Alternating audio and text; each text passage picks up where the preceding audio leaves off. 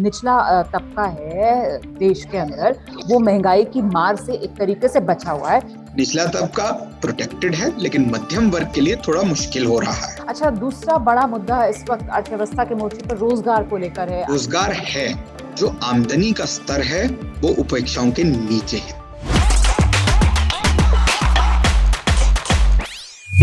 नमस्कार, ABP news के online platform पर हाजिर हूं मैं रुमाना इसार खान और आप देख सकते हैं मेरे साथ मौजूद हैं सी वोटर के एडिटर मनु शर्मा।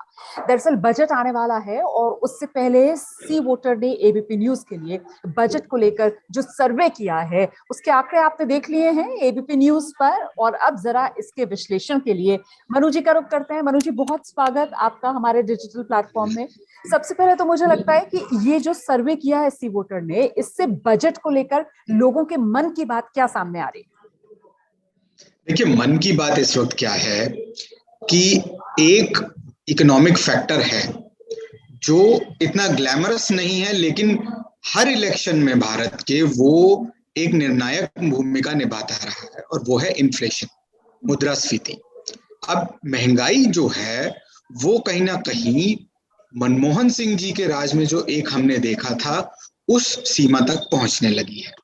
लेकिन उसी के साथ एक इंटरेस्टिंग बात यह है कि वो महंगाई जो है उसको कुशन मिल रहा है माइक्रो वेलफेयर स्कीम्स के द्वारा, जो कि केंद्र सरकार ने इस बार लाई हैं। तो उसका असर क्या होगा? पहला असर ये है कि नुकसान, या जिसे कह सकते हैं जो प्रेशर है, वो सबसे ज्यादा महसूस कर रही है मिडिल क्लास।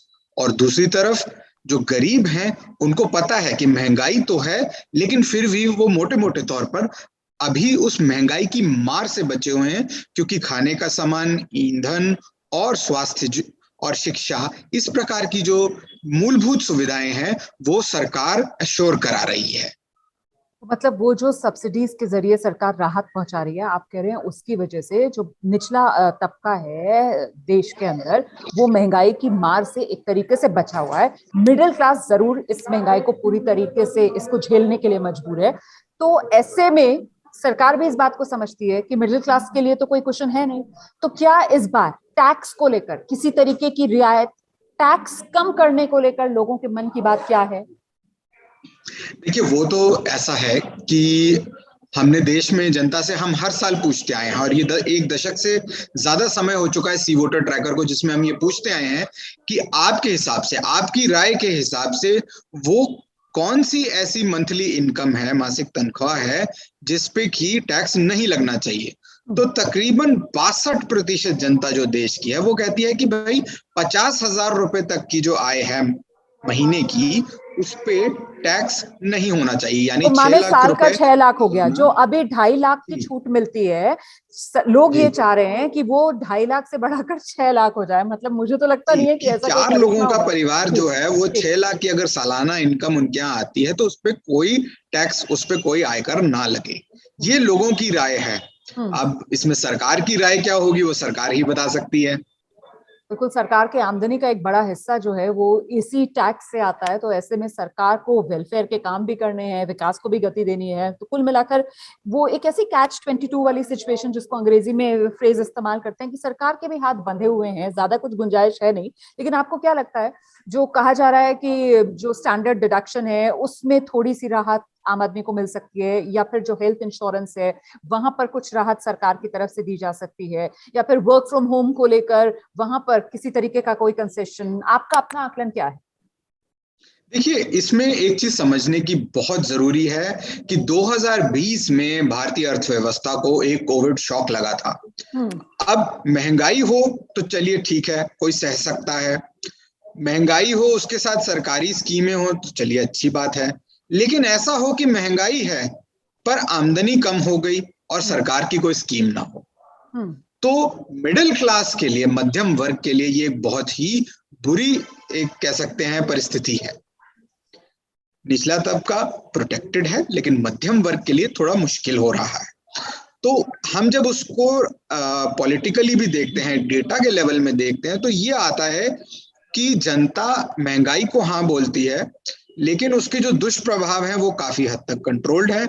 लेकिन मध्यम वर्ग बहुत परेशान है, और शायद उतना ही परेशान होता जा रहा है जितना कि वो यूपीए 2 के दौरान मनमोहन सिंह जी की सरकार के अंडर में था। इसमें मैं ये कहना चाहूंगा कि मनमोहन सिंह जी की जो सरकार थी उसके जो कुछ अंतिम 3-4 वर्ष थे उसमें महंगाई डबल डिजिट पहुंच गई थी जी। तो उस डबल डिजिट महंगाई ने उनको राजनीतिक रूप से बहुत नुकसान दिया था। लेकिन उस समय क्या था कि जो वेलफेयर योजनाएं थी वो करप्शन का शिकार थी, उसमें लीकेज बहुत होता था।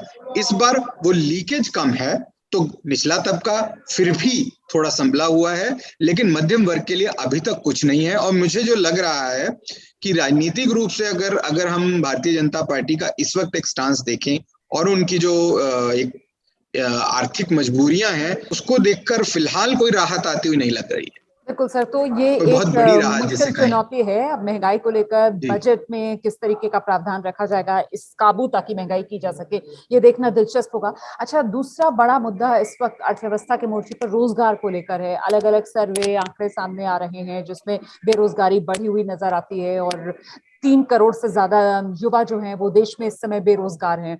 तो इस बजट में रोजगार को लेकर लोग जो हैं वो क्या उम्मीद कर रहे हैं?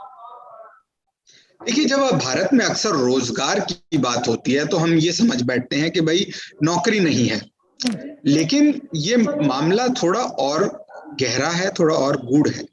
रोजगार है लेकिन जो आमदनी का स्तर है वो उपेक्षाओं के नीचे है। आपको काम मिल जाएगा लेकिन तनख्वाह उतनी नहीं मिलेगी जितने में आपका गुजर बसर हो सकता है या जितने में आप काम करना चाहें। तो भारत सरकार के लिए, पूरे देश के लिए इस वक्त ये समस्या है कि कैसे ऐसी नौकरियां बनाएं जिसमें एक उचित तनख्वाह हो। और कोविड शॉक से क्या हुआ है कि जो लोग किसी नौकरी में थे, किसी कामकाज में थे, किसी व्यवसाय में थे, उसमें भी आमदनी कम हो गई। तो महंगाई तो बड़ी ही सही, आमदनी भी कम हो गई और नौकरियां भी छूट गई। तो ये डबल वहमी जिसे बोलते हैं कि दो तरफा मार पड़ गई है। और रोजगार जो है वो बन रहा है, लेकिन तो जब सरकार कहती है कि भाई रोजगार उत्पन्न हो रहा है तो कहीं ना कहीं वो सही बोल रहे हैं, लेकिन वो जो रोजगार उत्पन्न हो रहा है उसमें तनख्वाहें वैसी नहीं है कि लोगों की आकांक्षाएं उससे पूर्ण हो सके, खासकर मध्यम वर्ग। ठीक है सर। अच्छा, किसानों का हमने देखा किस तरीके से आंदोलन चला, साल भर तक किसान दिल्ली के बॉर्डर्स पर बैठे रहे, बाद में केंद्र सरकार की तरफ से वो तीनों कृषि कानून वापस ले लिए गए। ऐसे में इस बजट में जो किसानों की समस्याएं हैं, चाहे एमएसपी हो या फिर जो और उनकी अन्य दूसरी मांगे हैं, उसे लेकर क्या लोगों को लगता है कि कोई कदम उठाया जा सकता है? देखिए, सरकार अभी एक बहुत बड़े आंदोलन को झेल के आ रही है और उसमें एमएसपी को उन्होंने कहा है कि हम बरकरार रखेंगे, और बाकी सारी जितने रिफॉर्म्स की बात की गई थी वो सारे अभी ठंडे बस्ते में चले गए हैं या वापस ले लिए गए। तो उसका जो फिस्कल इम्पैक्ट है सरकार उसको तो बरकरार रखेगी, उतना आउटगो तो रखेगी, लेकिन उससे कहीं ज्यादा बढ़ा पाना बगैर और ज्यादा कर लगाए मेरे ख्याल से मुमकिन नहीं होगा इस वक्त। तो शायद सरकार एक बैलेंसिंग एक्ट करेगी कि जो जहां है वहीं स्थिर रहे, और उससे ज्यादा कुछ अभी जिसे कहते हैं रॉक द बोट वो नहीं करेंगे, कुछ ज्यादा हिलाएंगे डुलाएंगे नहीं अभी भी जो नीतियां चल रही हैं। ठीक है सर, ये समझना चाहती हूँ मैं आपको कि भाई हम कोरोना की 3 लहर जो है अब तक उसका कहर झेल चुके हैं, तो ऐसे में इस समय जो बजट आएगा, जिस तरीके से कोरोना को लेकर वो बूस्टर डोज दिया जा रहा है ना, ऐसी इकोनॉमी को भी बूस्टर डोज की जरूरत है। तो वो बूस्टर बजट क्या हो सकता है, लोग क्या उम्मीद कर रहे हैं बूस्टर बजट के लिए? बहुत ही दुखद हमारे सर्कमस्टांसेस हैं इस वक्त कि हम अगर पश्चिम की जो डेवलप्ड सो कॉल्ड इकोनॉमीज हैं उनको देखते हैं, चाहे अमेरिका हो, चाहे यूके हो, फ्रांस हो, इन सब ने बहुत बड़े बड़े फिस्कल स्टिमुलस दिए। फिस्कल स्टिमुलस का क्या मतलब होता है कि भाई लोगों को सीधा कैश दे दिया कि लीजिए इतना आपको सब्सिडी दे रहे हैं, इसका कुछ करिए, जो भी है। तो शॉर्ट टर्म में वो ठीक रहता है, लेकिन लॉन्ग टर्म में वो बहुत ज्यादा इन्फ्लेशन करता है, डबल डिजिट और उससे भी कभी कभी ज्यादा। अगर हम यूएसए में आज देखें, बिल्कुल अमेरिका 40 साल में सबसे ज्यादा इन्फ्लेशन अमेरिका झेल रहा है इस वक्त। बिल्कुल ऐतिहासिक एक कह सकते हैं कि वो स्तर पे पहुंच गया है। तो भारत के लिए ये बहुत ही मुश्किल होगा इस वक्त एक स्टिमुलस देना, क्योंकि कई अर्थशास्त्री कहेंगे आप स्टिमुलस दे दीजिए, लेकिन अगर देते हैं तो हो सकता है कि जो अभी इन्फ्लेशन जिस पे जनता कह रही है बहुत हो चुका है, शायद उस पे और भी ज्यादा कठिन परिस्थितियां हो जाए। तो अभी एक प्रो ग्रोथ या बूस्टर बजट जो है वो निकाल पाना सरकार के लिए थोड़ा मुश्किल होगा, पर मुझे ये लगता है कि अगले साल और उसके अगले साल सरकार कुछ कर पाने की स्थिति में होगी। फिलहाल डैमेज कंट्रोल पे ज्यादा मुझे लगता है उनका ध्यान होगा, और आने वाले सालों में कुछ वो एक्स्ट्रा कर पाएंगे। इस वक्त उनकी हालत थोड़ी मुश्किल है। सरकार की हालत तो मुश्किल है, लेकिन आम आदमी जो है वो इस बजट को लेकर बहुत उम्मीद कर रहा है कि कहीं से किसी तरीके से कुछ राहत मिल जाए। तो किसी मोर्चे पर आपको लगता है कि सरकार कोई राहत जो दे पाएगी आम आदमी को? देखिए, भारत की ज्यादातर जनसंख्या जो है गरीब है। गरीबों को भारत सरकार ने बहुत अच्छे से संभाला है। कहीं भी आप देखेंगे कि इतनी बड़ी जनसंख्या है, इतना गरीब देश था, इतनी भारी संख्या में नौकरियों का नुकसान हुआ, लोगों को पलायन करना पड़ा बड़े शहरों से अपने अपने घरों की तरफ, लेकिन फिर भी हम देखते हैं कि कहीं भुखमरी की या कोई बहुत बड़ी मानवीय त्रासदी की कोई खबर नहीं। उस हिसाब से हम बहुत भाग्यशाली रहे, हमारी नीतियां भी ठीक रही। राजनीति की अलग बात है, देखिए नेता लोग बोलेंगे कि ये है या वो है, लेकिन बहुत अगर बड़े स्तर पे एक मोटा मोटा जिसे कहते हैं मैक्रो व्यू लिया जाए तो उसमें फिर भी काम ठीक ठाक रहा। अब इससे ज्यादा क्या है कि मध्यम वर्ग जो है वो पिस रहा है, और उनके लिए जो राहत निकालने का काम है वो सरकार तभी कर पाएगी कि अगर वो अपनी आमदनी में से कुछ उनसे शेयर करे। तो अब ये देखना होगा कि भारत सरकार इसमें कोई कड़ा कदम उठा पाती है कि नहीं। मेरे तो ख्याल आपके से जो जी अभी तक उनकी मैसेजिंग रही है भारत सरकार की, उसमें कहीं टैक्स की राहत पिछले भी कुछ वर्षों में नहीं आई है, अभी भी थोड़ी दिख नहीं रही है। अगर आ जाएगी तो उसका मैं एक इम्पैक्ट बताता हूं कि वो बहुत बड़ा सरप्राइज होगा मिडिल क्लास के लिए, और उससे भारत सरकार या जिसे कह सकते हैं एनडीए सरकार है, उनको राजनीतिक रूप से तो लाभ होगा। इसी पर मैं दरअसल आना चाह रही थी कि भाई 5 राज्यों के अंदर चुनाव भी है, तो जाहिर सी बात है कि कुछ ना कुछ वो लोक लुभावन योजनाएं या फिर वो ऐलान जो चुनाव में फायदा दिलवाएं, इससे बचेगी सरकार या फिर उसी दिशा में ये बजट जाता हुआ नजर आएगा? देखिए, भारतीय जनता पार्टी की जो राजनीतिक सोच है वो शाइनिंग इंडिया कैंपेन से काफी प्रभावित रही है। जब 2004 में सरकार गिर गई थी तो वो बड़ा परेशान हुए थे उस समय। तो उसके बाद से उन्होंने ये निर्धारित कर लिया कि मिडिल क्लास जो है वो हमारा कट्टर या पक्का वोट बैंक नहीं बनेगी। तो उन्होंने कहा कि हम जो है एक सूट बूट की जो सरकार है ये वाला आरोप कभी दोबारा नहीं लगने देंगे अपने पे, और हम जो है सारे वर्गों को साथ लेके चलेंगे, और खासकर जो है उसमें गरीब वर्ग को लेंगे, क्योंकि वो अगर आप एक बार उनकी उन्नति के लिए कुछ करते हैं तो शायद ज्यादा याद रखते हैं। तो उनकी जो पॉलिटिक्स है फिलहाल उससे इन्फॉर्म्ड है, पर हर चीज पॉलिटिक्स से नहीं देखी जानी और वो चाहिए, उसको मेरा ये गिनाते मानना भी है। हैं, वो लाभार्थियों वाला जो वोट बैंक है जो जी बीजेपी अपनी बड़ी जी मजबूती मानती है, जिसका आप जिक्र कर रहे हैं। तो जी ओवरऑल इकोनॉमी को लेकर क्या पर्सपेक्टिव नजर आ रहा है अब जबकि बजट आने वाला है? लोग किस तरीके से देख रहे हैं भारत की आर्थिक सेहत को? देखिए, भारत की आर्थिक सेहत अगर मैं कहूँ सिर्फ अर्थव्यवस्था की, तो वो दो स्थितियों पे मजबूत है, दो मोर्चों पे। पहला मोर्चा है फॉर्मलाइजेशन जो होता है इकोनॉमी का, यानी कि बड़ी कंपनियां जो हैं वो ग्रो कर रही हैं, बड़ी ऑर्गेनाइजेशंस बन रही हैं, इंडस्ट्री बन रही है, मैन्युफैक्चरिंग हो रही है, वो सब हो रहा है, सर्विसेज में बूम है।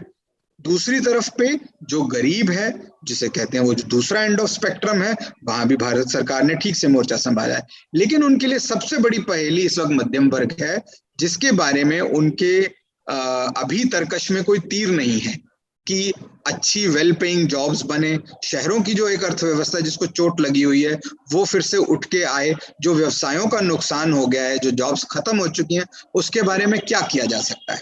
कोशिश उनकी है, लेकिन फिर जो धरातल है वो धरातल है, उस पे साफ दिख रहा है इस वक्त कि कहीं ना कहीं अभी भी बहुत बड़ी एक गहरी खाई है जिसको पाटना पड़ेगा। बिल्कुल। हेल्थ सेक्टर की बात की जाए, एजुकेशन सेक्टर की बात की जाए, डिफेंस बजट की बात की जाए, इंफ्रास्ट्रक्चर में पैसा झोंकने की बात की जाए, इन सब अलग अलग जो मद हैं उसको लेकर क्या लगता है क्या हो सकती है सरकार की इस बजट में दिशा? देखिए, सरकार की नीतियां इन सब चीजों को लेके, चाहे शिक्षा हो, स्वास्थ्य हो, डिफेंस हो या इंफ्रास्ट्रक्चर हो, इनको लेके बहुत प्रोग्रेसिव रही है। उन्होंने इसमें काफी इन्वेस्टमेंट किया है, चाहे मेडिकल कॉलेज खोलने हो, चाहे बीमा योजना लानी हो, चाहे नई सड़कें हैं, एक्सप्रेसवे है, ट्रेन है, डेडिकेटेड इंडस्ट्रियल कॉरिडोर हैं, उसमें भारत सरकार ने बहुत अच्छा प्रदर्शन किया है। और मुझे लगता है वो उन नीतियों को, क्योंकि वो नीतियां जो है वो 5 साल 6 साल ऐसा होराइजन लेके चलती हैं, तो वो उस पे फोकस रखेंगे और उनका बजट आउटले उतना ही रहेगा, उसमें कमी नहीं आएगी। और इसके जो लाभ हैं वो 2-3 साल में मध्यम वर्ग को और बाकी सब तबकों को मिलेंगे। लेकिन वही बात है कि फिलहाल शॉर्ट टर्म के लिए अभी कोई एक मैजिक बुलेट जवाब सरकार के पास नहीं दिखता। चलते चलते बस आखिरी सवाल आपसे, वो एक चीज जो आप चाहते हैं इस बजट में जरूर हो मनु जी, और जो आप चाहते हैं इस बजट में बिल्कुल ना हो। देखिए, एक चीज तो ये है कि कोई नए कर का प्रावधान बिल्कुल ना हो। मध्यम वर्ग बहुत परेशान है, हम सभी लोग जिसे कहते हैं एक तरीके से देख रहे हैं कि भाई आमदनी कितनी है और कितना टैक्स में जाता है और बच्चों की फीस होती है, बाकी सारे कितने खर्चे होते हैं, तो वो थोड़ा मुश्किल है। दूसरा जो एक सरकार कर सकती है वो मेरे ख्याल से ये है कि जिन परिवारों का, मध्यम वर्गीय परिवारों का कोविड या किसी अन्य स्वास्थ्य की किसी भी इमरजेंसी को लेके पैसा खर्च हुआ है, तो वो शायद उसका कुछ डिडक्शन या उसका कुछ लाभ इनकम टैक्स में दे दें तो बहुत भला होगा।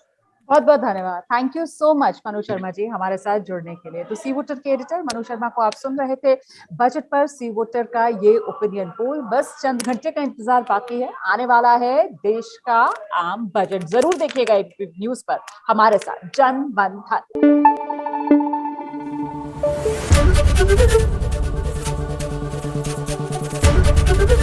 एबीपी न्यूज आपको रखे आगे।